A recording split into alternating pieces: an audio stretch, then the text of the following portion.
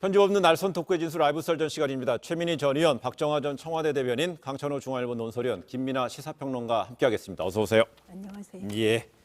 최근에 며칠 동안 계속 남북 관계 지금 긴박하게 돌아가는 것 같습니다. 청와대가 강하게 유감을 표명한 이후에 북한에서 공식적으로 반발을 자제하고 있는데요. 이 관영 매체를 통해서만 뭔가 좀 강한 이야기, 대남 여론몰이를 하고 있는 것 같아요. 지금 상황 어떻게 봐야 될까요? 일단은 굉장히 험한 말폭탄을 하고 난 다음에 청와대가 이제 이에 대응해서 그 개성 남북 연락사무소 폭파 이후에 강하게 대응했잖아요. 이유는 아직까지는 하루 동안 조용한 것 같은데 일단 숨고르기 하고 있는 거 아닌가 싶고 다음에 또 있을 만한 정해진 계획에 따라서 차곡차곡 움직이고 있다고 봐야 됩니다. 그러니까 지금 조용히 있다고 해서 이게 잦아들었다기보다는 다음에 무언가의 수순을 위해서 약간 숨고르고 하고 있다라고 저는 예상을 하고 있습니다. 그리고 실제로 북한에서 남측의 대응 태도를 보아가면서 라는 표현이 등장했어요. 그러니까 일단 모든 일이 그렇잖아요. 공수관계에서 공격하면 수비가 어떻게 하나 보고 다음 공격 태도를 정하는 것이잖아요.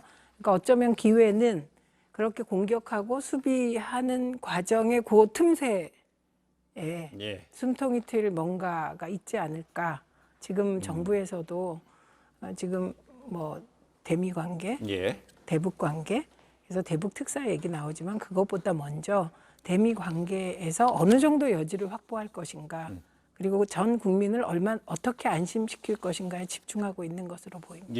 그 점에 저도 공감을 하는데 다만 이제 그 북한이 예를 들면 우리의 변화되는 태도를 보겠다라고 얘기를 하고 있지만 일단 정해진 로드맵은 있는 것 같습니다. 그 로드맵에서 보면은 지금 굉장히 북한이 속도가 빠르게 지금 대응을 한 것이잖아요. 우리에 대한 어떤 강경한 대응이라든지 이런 것들을 그런 걸 볼 때 사실은 우리가 오히려 이제 좀 대응할 수 있는 여지를 최대한 최소화하면서 자신들이 가고 싶은 길로 어느 정도는 이제 갈등 수위를 좀 높이겠다라는 의도는 분명히 있는 것 같습니다. 그래서 상당히 우리로서는 대응하기가 좀 어려운 상황이 됐는데 날도 더운데 말이죠. 그래서 날도 더운데 이런 불행한 뉴스만 있는데 그 점에 있어서 좀 여지를 좀 빨리 찾아야겠다는 생각이 들고 말씀하신 대로 대미 설득이 좀 중요한 게 결국은 이 문제를 풀 수 있는 계기를 만들 수 있는 것은 결국 이제 미국의 태도 변화 이런 것이기 때문에 우리의 노력이 그 점에서 필요한 것이고 지금 이도훈 후보장이 이제 그 미국에 가 있지 않습니까? 좀 성과가 빨리 났으면 좋겠습니다. 바로 그 시점에 미국이 다시 북한을 녹지하는 행정명령 6개 1년 연장을 발표했습니다. 또 북한을 굉장히 특별하고 아주 강력한 위협이라고 아예 그렇게 못 박았어요. 이도훈 지금 국장이 본부장이 미국에 내리는 순간 받아든 미국의 입장은 그겁니다. 그렇기 때문에 이 모든 지금 본질은 아까 말한 대로 이제 결국은 이제 미국이 달렸지만 그 이전에 북한이에요. 결국은 답은 비핵화입니다. 비핵화 관련해서 조금이라도 진전이 있을 때에 아까 말한 그 최종 열쇠인 미국의 제재 문제가 조금이라도 풀릴 여지가 있는 거고 우리 한국이 미국과 북한 사이에서 좀 중재를 할 수 있는 게 생기는 거죠. 북한에 그야말로 좀 인식 전환을 촉구합니다. 한반도에서 긴장이 좀 완화돼야 되는 게 맞는데요. 이에 대한 근본적인 문제는 대미 관계를 푸는 데서 답을 찾으려 하면 저는 계속 잘못 가게 된다고 봐요. 그러니까 지금 강찬호 의원 말씀하신 것처럼 가장 근본적인 문제는 북한의 비핵화 문제고 그게 전제되고 난 다음에 제재 해제 이런 것들이 있는데 미국으로부터 그러니까 남북 간의 문제를 해결할 수 있는데 미국이 지금 굉장한 제재를 가해서 이게 안 풀린다라는 인식을 가지면 저는 문제가 굉장히 어렵게 꼬여가고 본질과는 달리 흘러갈 수도 있다라는 생각을 합니다. 그런데 저런 말씀은 목표가 비핵화다. 그게 한반도 비핵화지만 사실은 북핵 폐기로부터 시작되는 겁니다. 그거에 동의하죠. 그런데 이게 30년 동안 북핵 폐기의 과정을 일괄타결할 것이냐, 어떻게 할 것이냐를 놓고 싫어왔던 문제라는 것이죠. 그래서 지금 시점에서 그런 말씀은 그냥 제가 보기에는 목표가 북한을 좀 더 압박하자 이 정도밖에 안 되는 거예요. 그런데 예를 들면 지금 여당 의원 일부가 판문점 선언 비준을 해야 된다 이렇게 얘기하지 않습니까? 그것과 똑같이 지금 하시는 말씀도 지금 시점에서는 저는 크게 의미가 있지는 않다. 그래서 지금 중요한 것은 지금 현재 이 상황의 북한의 태도, 그리고 그에 대한 미국의 반응, 그리고 대한민국이 어떻게 할 것인가 결정하는 거잖아요. 목표만 가지고 뭘 할 수는 없어요. 그런데 맞습니다. 행정명령 6개 다시 1년 연장한 거 맞아요. 그런데 미 국무부가 똑같이 어떤 얘기도 했냐면 남북 관계 개선을 위한 대한민국의 노력을 전폭적으로 지지한다. 이런 말을 또 하고 있는 것이거든요. 그러니까 만약에 지금 말씀하시는 대로 지금 북한이 이렇게 강경 모드로 나오는데 북한한테 비핵화를 해라. 이건 뭐 말이 안 되잖아요. 알겠습니다. 그러면 우리가 할 일은 국민들을 안심시켜야 돼요. 그것은 아마도 이번에 이도훈 본부장이 가서 그 남북 관계의 여지를 미국과 합의하는 그 여지의 폭 이것만 논의하는 것이 아니라 한미 군사훈련 재개할까 말까 이런 얘기도 하는 거 아닙니까? 그러니까, 그래요. 알겠습니다. 그러니까 여러 가지 대안을 지금 이 시점에서 찾아보는 것 이게 중요할 것 같아요. 예. 우리 정부의 지금 목표도 사실 북한의 비핵화가 아닌 건 아니지 않습니까? 그것은 뭐 비핵화라는 것은 맞고 가는 과정에 이제 어떻게 할 것이냐의 방법론상의 문제인데 사실 과거 정부에서 지금 말씀하신 대로 북한이 비핵화만 어느 정도 뭐 북비핵화라는 것만 분명히 해주면 나머지는 다 해결해 주겠다라고 목표를 잡고 대북 정책을 추진했습니다. 그 예를 들면 이명박 정부 때 뭐 비핵 개방 3천이라든지 뭐 이런 거 아닙니까? 근데 그것이 성과를 못 냈지 않습니까? 그런 상황에서 다른 방법의 어떤 접근이 필요한 상황에 다시 또 과거의 얘기를 하는 것은 지금 생산적이지 다른 않다는 방법 것을 접근이라고 해서 3년을 했는데 네. 결국은 또다시 지금 그 북한이 이런 식으로 우리 국민의 혈세가 든 저 사무소를 폭파하고 엄청난 공포 분위기를 조성하고 어제 연평도 주민들은 잠을 못 잤다고 합니다. 그 네. 보도가 나고 있는데 그리고 지금 다른 접근을 했다고 하는데 다른 접근이 도대체 얼마나 정말 다른 효과를 냈는지 모르겠어요.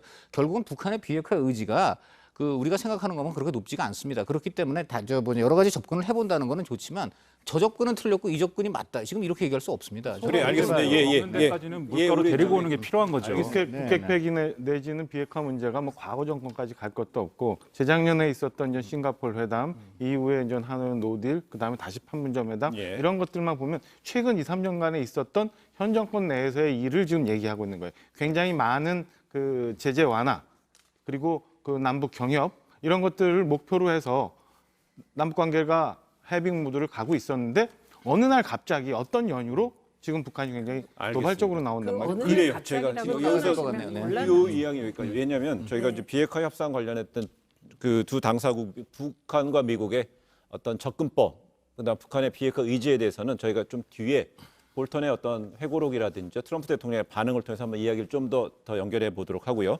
최근에 북한발 그 위기 상황이 나왔던 것에 어떤 처음에 단초가 됐던 첫 단초가 바로 그 대북 전단 살포였죠. 이걸 두고 정치권에서는 설전이 벌어지고 있습니다. 이재명 경기지사가 등장하고요. 또 한편에는 하태경 통합당 의원이 등장하는데 뭐 땅에 찍소리라는 말이 나왔어요. 예. 그러니까 이재명 지사와 하태경 그리고 김근식 교수도 가서 네. 했더군요. 근데 이게 달라요, 발언이. 왜냐하면 경기도지사는 경기도민들의 안전을 위하여 무엇인가를 해야 되는 존재고 하태경 의원이나 김근식 교수는 논평하는 존재이기 때문에 이게 방점이 조금 다릅니다. 예. 그래서 어디가 중요한지에 대해서도 달라요. 그리고 이재명 지사는 말싸움을 하려고 하는 게 아니에요. 행동해야 되는 그런 존재인데 지금 이제 대북 전단이 왜 이게 문제가 되냐면요. 아까 그 북한이 어느 날 갑자기 이렇게 뭐 강경 모드로 나왔다 그렇게 말하면 안 되죠. 지난 3년 동안 얼마나 많은 만남과 대화와 노력이 있었습니까? 근데 그중에서도 판문점 선언과 9.19 합의에서 보면 대북 전단 문제만 해도 굉장히 여기에 미묘한 양국과의 차이가 있는 겁니다. 북한의 경우는 대북 전단 하지 말자 그러면 일시에 대북 전단이 없어지는 나라예요. 조건이. 대한민국은 대북 전단을 정부가 하지 말라 그래도 말을 안 들어도 되는 나라예요.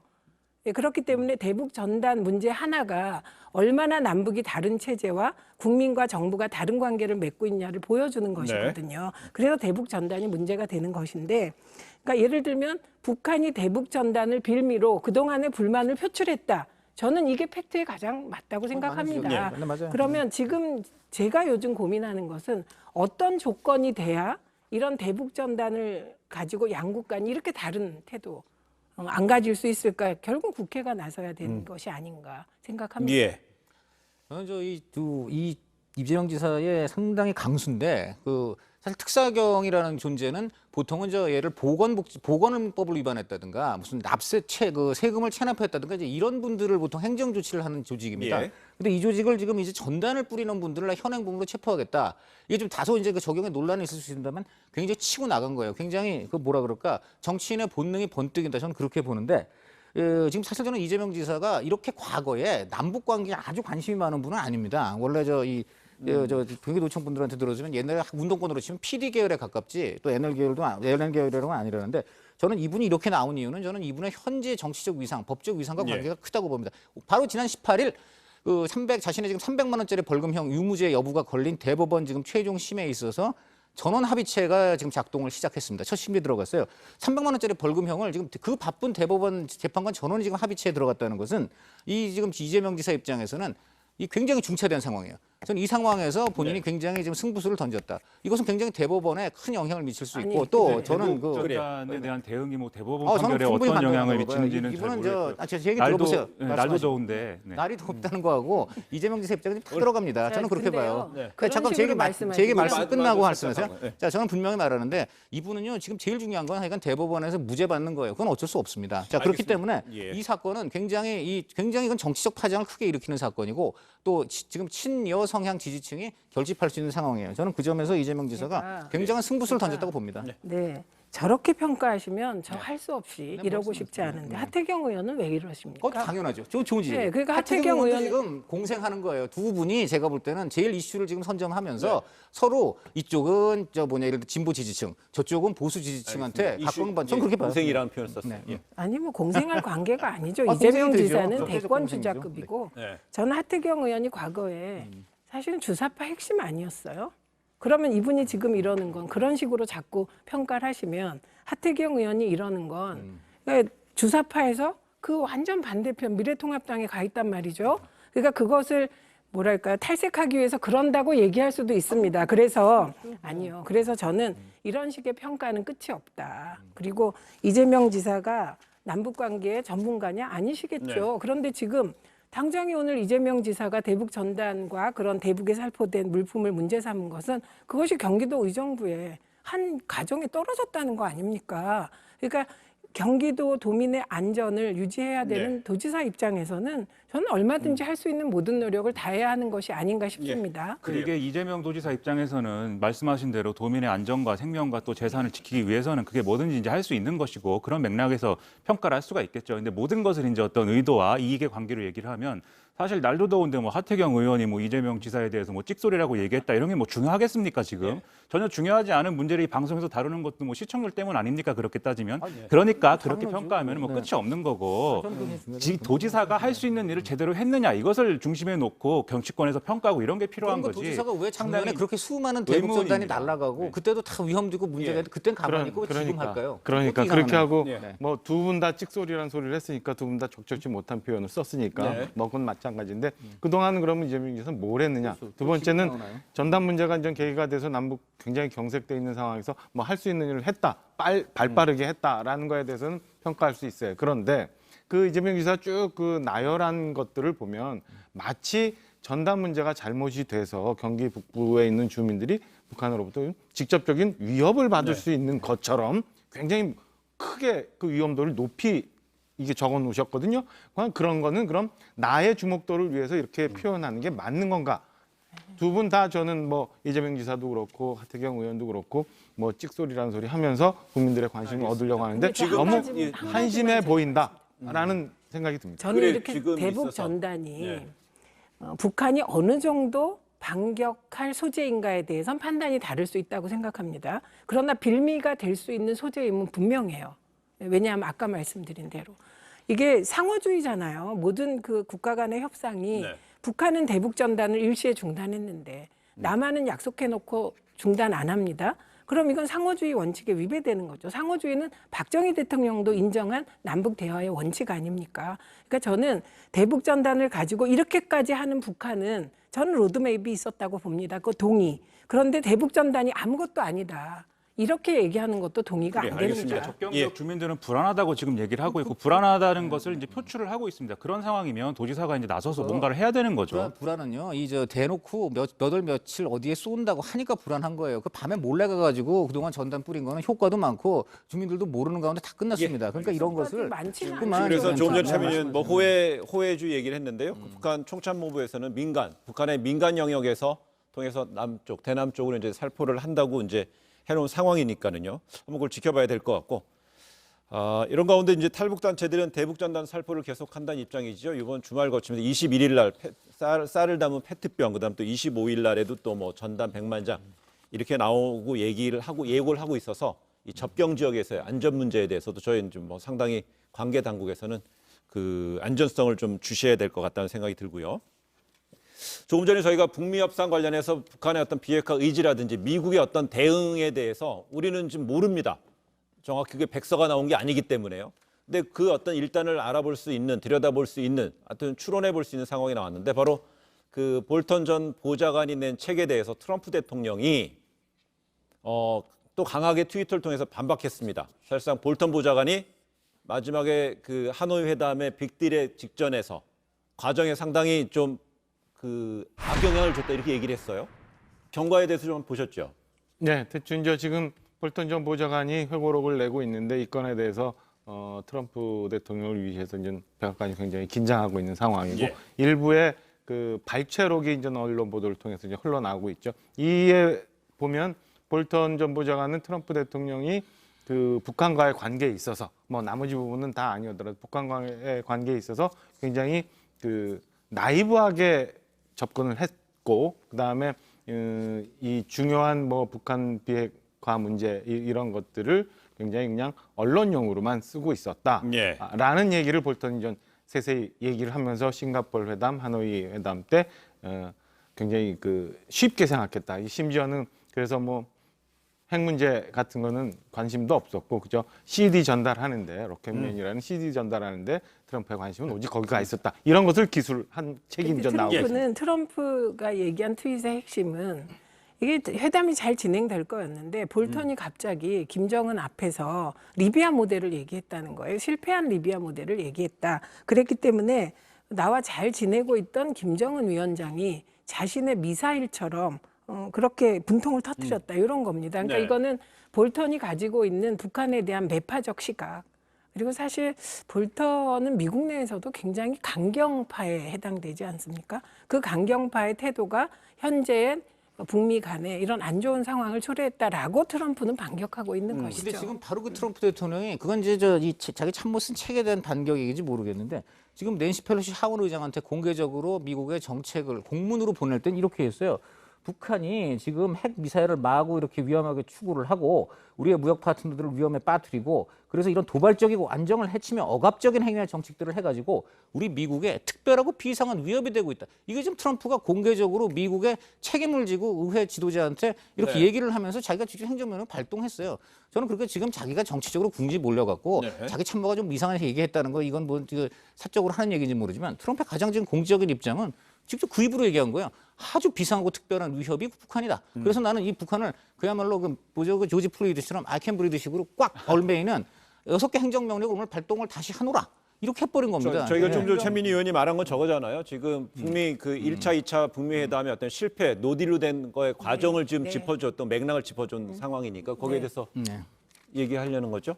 일단 행정명령은 뭐 연례적으로 계속 연장을 해온 거니까 그것을 다시 연장한 거에 대해서 뭐 과도한 의미 부여를 할 필요는 없는 것 같고요. 그리고 존 볼턴이라는 사람은 뭐 말씀하셨듯이 기존에도 계속 어떤 북한 문제 그리고 중국 문제 이런 기존의 어떤 뭐랄까요 과거 냉전에서 있었던 그 어떤 시각을 버리지 않고 계속해서 주장을 해온 그런 사람입니다. 당연히 그런 사람 시각에서 볼 때는 트럼프 행정부가 북한 문제에 대해서 기존의 어떤 이 미국 내의 매파들이 접근한 것과 다른 접근을 했기 때문에 네. 당연히 이제 비판적인 시각으로 볼 수밖에 없는 것이죠. 다만 이제 트럼프 대통령이 다른 어떤 문제보다도 자신의 어떤 재선 가능성이라든지 정치적 이해관계에 예민한 사람인 것은 사실이죠. 그러나 그런 특성을 우리가 이용해서 북한의 어떤 비핵화까지 가는 과정에 활용할 수 있다면 우리는 또 얼마든지 활용할 수 있는 거고 그럼, 예. 그런 점을 이제 우리는 좀 주목해 만약에 봐야 트럼프 되겠죠. 대통령이 그래서 지금 볼턴의 그런 매파적인 시각을 거부하고 자기는 평화를 북한하고 한 것이라면 그러면 왜 오늘 연례적이라고 하지만 그걸 서명을 했겠습니까? 네. 그거 어제 북한이 제일 싫어하는 거고 사실 그것 때문에 지금 우리가 아무리 해보려고 해도 안 되는 게 저런 행정명령들 때문이에요. 정말 볼턴 씨, 그 지금 김평론가님 뭐 말씀하셨습니다마는 그런 식으로 그럼 볼턴은 딴소리하고 트럼프는 원래는 김정은을 사랑해서 뭔가 북한하고 잘해보려고 그랬으면 저는 이런 식의 오늘 연례적이라지만 서명 안 했을 거라고 나는 근데요, 봅니다. 이 예. 지점은 조금 더 생각을 해보면 이런 겁니다. 거꾸로 생각해 보세요. 만약 이 시점에서 트럼프가 북한을 제재하는 6개 행정명령에 사인을 안 해요. 네. 연장을 안 한다. 가정이에요. 예, 가정이에요. 그렇다면 이거야말로 세계사적 전환이 되는 겁니다. 그러니까 그런 결정을 안 한 것뿐이에요. 그 안 한 이유가 뭘까?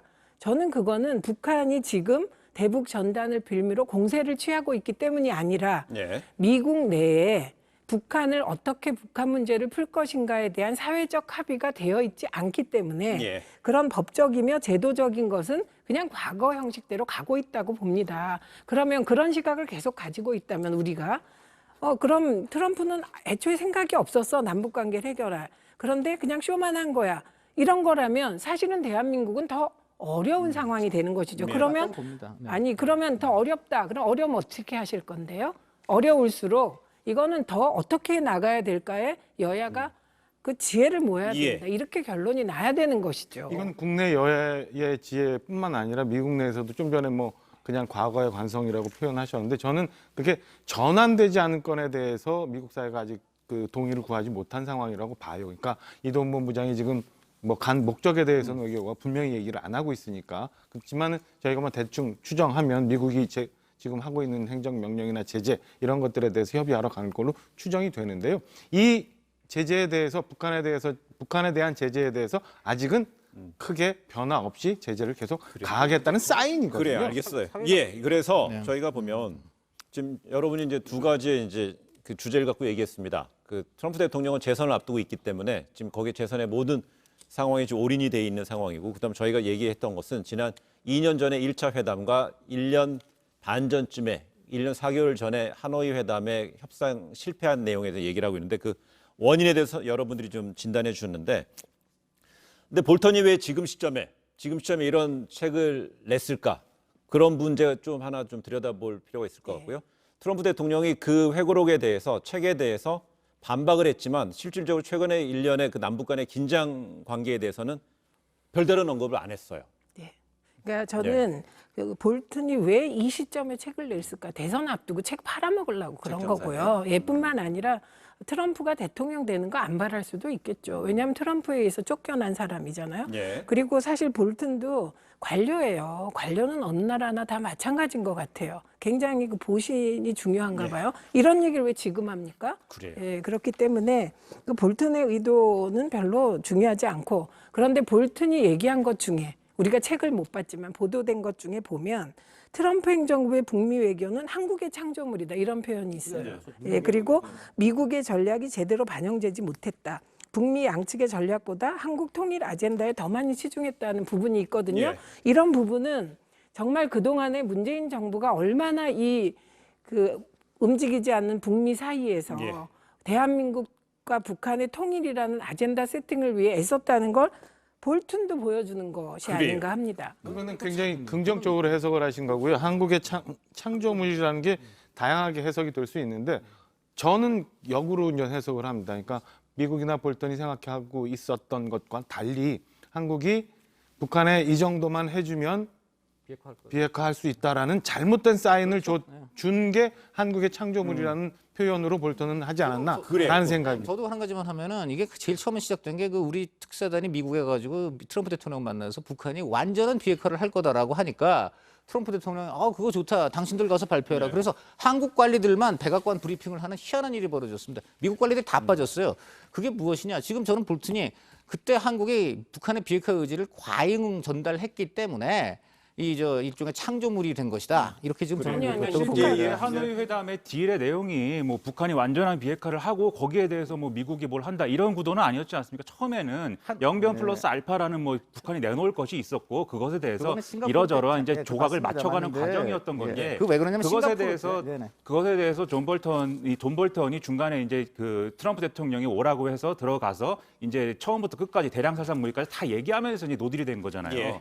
그러니까 그 과정에 본인이 얘기한 바가 있기 때문에 당연히 책에도 그렇게 쓰죠. 그 당연하게 쓰는 아니, 겁니다. 완전한 비핵화를 그래가지고 이제 말이. 확대해서 할 네. 필요는 없고 그 존 볼턴은 있어요? 관료이기도 하지만 지사형 관료이기 때문에 계속해서 책을 내왔고 자기 주장을 해왔습니다. 과거에 쓴 책의 제목이 항복은 옵션이 아니다라는 제목이었어요. 이런 주장을 늘 하는 사람입니다. 그렇기 때문에 그 연장선상에서 책을 봐야지 이 책이 지금까지 공개되지 않은 어떤 중요한 사실, 남북관계에 대해서 예. 충격적 사실들을 안고 있다. 내용에 들어있다. 예, 이렇게 볼 필요는 없다. 박정환 대변인. 북한이 최근에 저렇게 강경하게 나오는 것에 대해서 우리 사회가 여러 해석을 하고 있는데 그중에 하나는 뭐냐면 문재인 대통령이 김정은 위원장이 영변 핵시설만 해결하고 나면 미국이 제재를 해줄 거다. 제재 해제를 해줄 거다라는 잘못된 사인을 주었다. 그래서 김정은 위원장을 비롯한 북한이 지금 굉장히 한국에 대해서 냉랭하다라는 해석이 일부 있잖아요. 네. 이 부분이 그 중요한 부분 중에 하나라고 저는 봐요. 그러니까 제가 그 문재인 반대 논거를 그 제시할게요. 잘못해서 김정은 위원장이 영변권만 없애버리면 국제사회 미국의 제재가 없어질 거고 우리가 경협 시대로 나가서 잘 사는 나라가 될 수 있다라는 잘못된 생각을 갖고 있다가 그게 틀어지고 나니까 남한 정부를 믿지 않는다. 문재인 대통령을 아닙니다. 신뢰하지 않는다. 예. 이렇게 가고 제- 있고. 제- 우선 방법. 첫째는 영변만 없어지면 그 제재가 풀릴 거다. 이런 얘기를 대통령이 한 근거는 어디에도 없습니다. 그러니까 여러 해석 아니 중에 하나. 여러 해석이 틀린 해석 말씀하시는 거예요. 맞다고 또 어떻게 그것이 아닙니다. 어떻게 이거는 네. 아닙니다. 왜냐하면 문재인 대통령과 문재인 정부는 이 북핵 문제 해법에 대하여 여러 차례 입장을 밝힌 바가 있어요. 그런데 한 번도 영변 문제만 해결되면 제재를 풀 것인가 이걸 공식적인 문서로 얘기한 적이 있습니까? 없습니다. 그러니까 없는 얘기 자꾸 이렇게 해석을 그 박 대변인님 말고 다른 분들이 그런 잘못된 해석을 하시면 곤란하다 이 말씀드리고 오히려 희망을 준 건 트럼프였습니다. 지금 나오는 얘기 중에 하나가 하노이 회담 때 둘이 얘기했다는 거 아닙니까? 그 김정은이 물어봤다는 거잖아요. 유엔 제재가 풀릴 가능성은 있는 겁니까? 우리가 이렇게 하면 풀릴 가능성이 있는 겁니까? 이렇게 물었더니 트럼프가 그걸 생각해 볼 수 있는 방안입니다. 그래서 희망을 줬다는 거예요. 그러니까 저는 지금 우리가 잊으면 안 되는 게 트럼프는 정말 많은 말폭탄을 날렸는데 예. 그 말폭탄 중에는 갑자기 북미 관계가 확 개선되나? 이런 말폭탄도 있었습니다. 그렇기 때문에 저는 오히려 북미 아주 독특한 스타일의 그 북미 두 지도자 사이에서 늘 이성적으로 판단했던 건 대한민국 정부와 문재인 대통령이었다고 생각합니다. 오히려 제가 계속 아쉬워하는 거는 그 북한의 경우는 지도자가 결정하면 따라가는 사회인데 우리는 국회가 뒷받침해야 되는 것들이 있었어요. 네. 그런데 국회가 뒷받침을 하나도 안 하는 것 그리고 북한이 보기에 남한은 제도가 안 되면 아무것도 못하는 것 이거를 확인한 것이 아닌가 다른 합니다. 정치제에 대해서 이제 네. 약간 뒤에 덧붙이셨어요. 최 의원님 말씀 주신 거는 지금 9.19 합의 내지는 판문점 선언에서의 의미를 국회가 동의해주고 그거에 대해서 받쳐주지 못해서 북한이 저렇다라고 얘기했는데 아니, 사실은 우리 사회가 그 당시에 그 뭐 민주주의 국가를 포기하라는 문재인 말씀이에요. 대통령과 김정은 위원장 간에 있었던 두 가지 종류의 합의의 내용에 대해서 우리 사회가 충분히 그걸 논의를 했느냐 그리고 그게 가져올 우리 사회의 영향에 대해서 검토를 했느냐 네. 없었거든요. 그런 거 없이 무조건 그 국회에서 인준을 해줘라라고 하는 거는 그래요. 굉장히 논의했지 위험한 않았죠, 국회는. 위험한 얘기라고 알겠습니다. 생각합니다. 자연스럽게 이제 북미 협상의 어떤 그 경과 과정에 대한 어떤 진단을 하면서 저희가 당연히 이제 국내 상황 왔는데 이런 것들 최근에 미 국방부는 최근 북한의 강경 행보를 영내의 비상한 위협으로 규정하면서 이 강력한 대비 태세를 강조했는데 그러면서 한미연합 훈련을 다시 시작하는 거 그리고 또한 그 핵을 포함한 전력 자산 핵이 아닙니다. 전력 자산을 전개할 가능성에 대한 이야기가 나오고 있어요. 그렇습니다. 예. 근데 이 부분과 관련해서는 미국이 계속 이제 뭐 과거에부터 이어져 왔던 이제 한미 군사 훈련이나 이런 것들이 어떤 재개 이런 것들을 이제 얘기하면서 하는 건데 네. 그런데 사실 지금과 같이 북한이 이 한반도의 긴장 정도를 이제 높이고 있는 게 사실입니다. 그렇기 때문에 미국이 이제 뭐 이렇게 역할을 해야 될 수도 있겠지만 하지만 이게 오히려 가져올 역효과라든지 이런 것들을 우리가 판단할 수밖에 없는 거죠. 그래서 사실 지금 뭐 예를 들면은 전방에서 돌발적인 어떤 상황 때문에 확전될 가능성이 지금 있습니다. 왜냐하면 북한이 뭔가 군사 행동을 할 것이고 지금 할 거라고 다 생각하지 않습니까? 그리고 이제 북한이 그런 계획을 갖고 있기 때문에 뭔가 충돌이 일어날 것인데 이 충돌에 있어서의 디테일한 면에서 우리가 얼마나 단호하고 절제된 대응을 하느냐 여기에 초점을 맞춰서 우리가 네. 대비를 하는 것은 필요하지만 그러한 확전을 오히려 부추길 수 있는 방식의 어떤 이런 커다란 어떤 훈련이나 이런 것들이 이제 동원하는 방식으로 대응하는 것은 오히려 우리가 좀 뭐랄까요 우리 안전과 어떤 안전과 이런 재산의 어떤 문제를 오히려 위험하게 만들 수 있기 때문에 우리가 좀 나서서 미국에 대해서 좀 할 말을 해야 될 것 같습니다. 그래요. 지금 저 이렇게 일방적으로 사실상 9.19 남북 군사 합의를 파기를 하고 사실 우리가 뭘 잘못했습니까? 저 전단 갖고 지금 핑계하는데 전단은 옛날부터 쭉 해온 겁니다. 이걸 갖고 갑자기 전단 하나 핑계로 지금 남측국민 혈세 170억짜리 저 사무소를 폭파한대요 갖고 그렇게 지금 우리 정부가 또 북이 그동안 금자탑으로 여겨왔던 9.19 군사합의를 일방적으로 깨고 지금 마구잡이로 지금 도발 기미를 보이는 것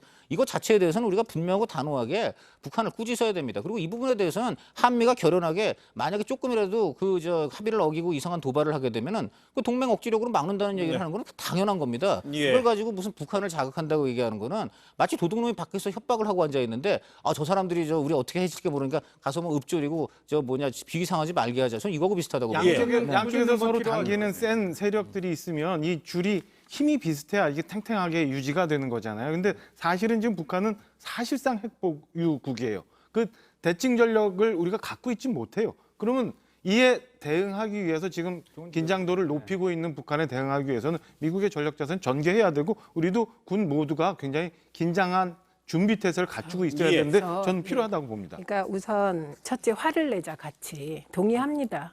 그게 동의한다는 말이 꾸짖다. 중요하네요. 꾸짖자 그 표현을 어떻게 하든 같이 화내자는 건데 화냈죠. 청와대도 화냈어요. 예, 강경하게. 그 화만 내고 끝낼 수는 없잖아요. 그러면 북한이 무력 도발 가능성이 있다. 그러니까 지금까지의 도발이라는 건 사실은 국민의 생명과 안전을 직접적으로 침해하는 게 아니잖아요. 그런데 직접적으로 국민의 생명과 안전을 위해할 도발을 할 것 같다. 그럼 어떻게 해야 됩니까? 첫째는 막으려고 최대한 노력해야 되죠. 그러니까 전쟁하기 위해서 적을 유인할 수는 없는 거 아닙니까? 네. 그래서 최대한 막으려고 노력을 해야 돼요. 그럼 막는 방식에 이견이 있을 수 있어요. 예를 들면 한미연합훈련 우리 재개하겠다. 핵 전력 전개하겠다.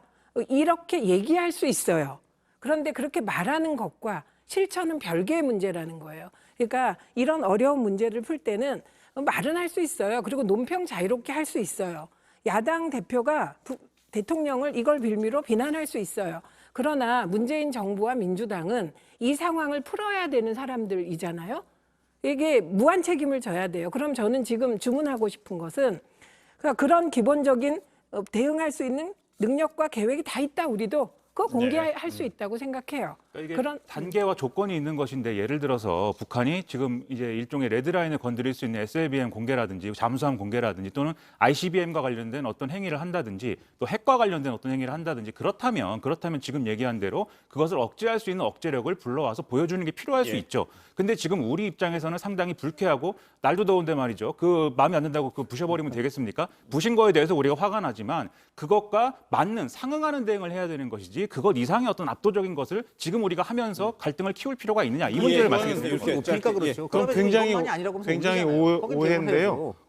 이 지금 미국과 우리의 전력 자산이 전개되는 게 북한을 먼저 선제 타격하겠다는 얘기가 아니잖아요. 공격하겠다는 게 아니에요. 쟤들이 위험한 상황을 만들 거를 미리 제어하자고 힘의 균형을 주자고 하는 거지 선제 공격을 하겠다는 게 아니에요. 공격을 하겠다고 전제하면 잘못된 부분. 두 번째는 최 의원님 좀 전에 말씀 주셨지만 청와대가 굉장히 그 공격적으로 얘기를 했어요. 그러나 같은 날 대통령은 그 원로들과 오찬을 하면서 결론은 전단을 정리 못해서 이렇게 됐다. 그러나 나는 끝내 인내하겠다 이런 말씀을 주셨단 말이에요. 그래서 그러니까 사실상 그동안에 북한은요, 그 미국의 전력 자산이 한반도에 전개되는 그 자체를 상당한 고도의 위협으로 느끼고 강하게 이제 반응을 해왔잖아요. 그렇다면 이런 식의 지금 상황에서 미국에서도 지금 말한 전력 자산 전개한다는 표현을 안 했어요. 상당히 지금 영내 비상을 위협으로 간주하고 지속적인 경계를 요구한다라는 것까지 나왔어요. 그러니까 제가 드리는 말씀이 지금 미국이 뭐 6개 행정명령 연장을 했어요. 그리고 이런저런 군사적으로 우리가 이렇게 준비를 할 수 있다까지 나가지 그 할 수 있다까지도 아니에요. 이렇게 조심스러운 대응을 하고 있습니다. 그 이유가 뭐겠어요?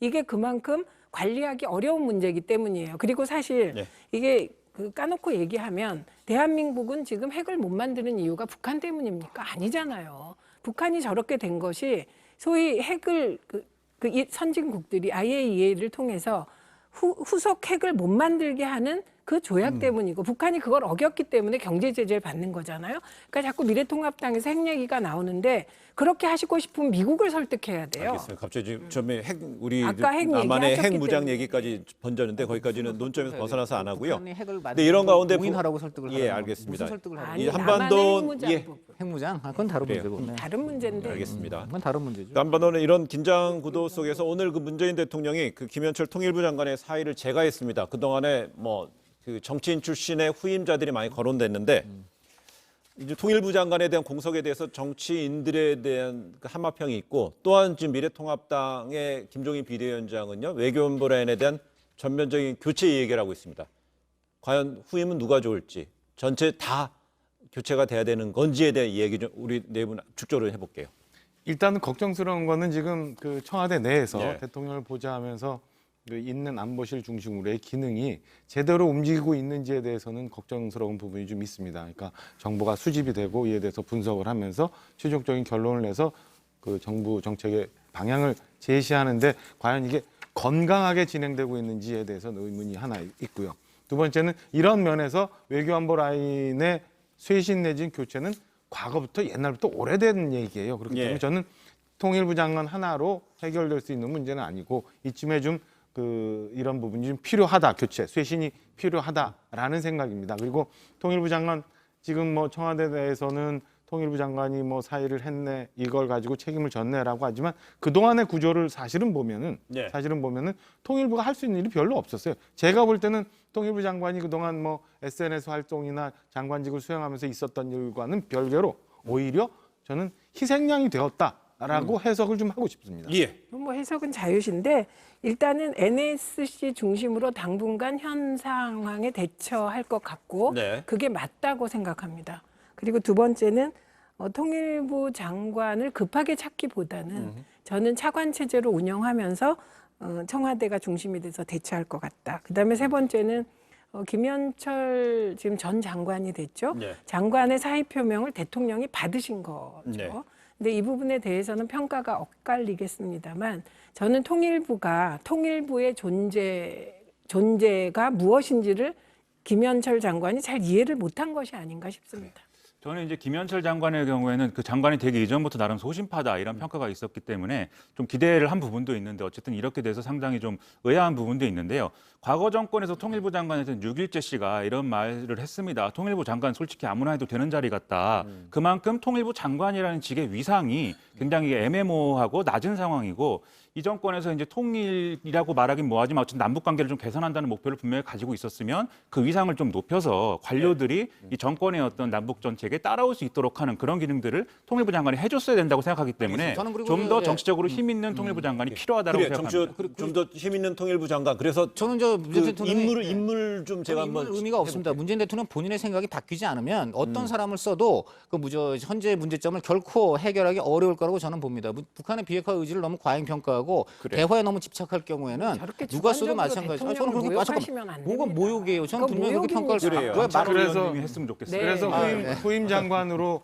임종석 전 비서실장, 그다음에 이인영 의원, 그다음에 의상호 의원 등등이 좀 거론이 되고 있어요. 정치권에서 얘기가 나와서 이제 함화평이 돌고 있는데 저는 이 부분이 좀 크게 판단을 해야 되는 부분인데 이렇게 위상이 있고 힘이 있는 정치인 출신의 통일부 장관이 필요한 건지 네. 아니면 지금 당장은 통일부의 역할이 없기 때문에 천천히 가거나 아니면 통일부의 역할을 조금 축소하든지 예. 이런 가치 판단이 필요한 시점인데 제가 볼 때는 지금 힘 있는 정치인 출신의 장관이 온다 해서 남북 문제가 잘 원만히 갈 거다. 그러니까 그렇게 생각하지 그 않습니다. 인물론을 한번 좀 짚고 바로 오늘 생방송 끝내겠습니다. 그러니까 저는 오히려 문성근 씨 같이 예. 북한에서 신뢰할 수 있는 인물을 만약에 한다면 해야 되는 시점이라고 생각합니다. 예. 뭐 차라리 박지원 전 의원 예. 이런 식으로. 왜냐하면 의원도 당연하죠. 네. 그러니까 대북 관계에서 북한의 신뢰를 높여야 되는 상황이라면 그런 분들이 필요하다고 생각해요. 그러나 더 중요한 건 지금 어떤 통일부 장관이 필요한가에 대해서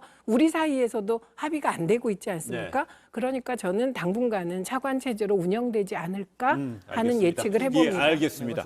그 통일부 장관에 대해서는 차근히 시간을 갖고 후임을 물색하되 북한 당국 그다음에 그 한반도 정세에서 그 참신한 인물 그러면서도 문성근 전 대표, 박지원. 박지원 전 의원 이렇게 그런 분도 지목을 고려할 하셨네요. 만하다. 알겠습니다.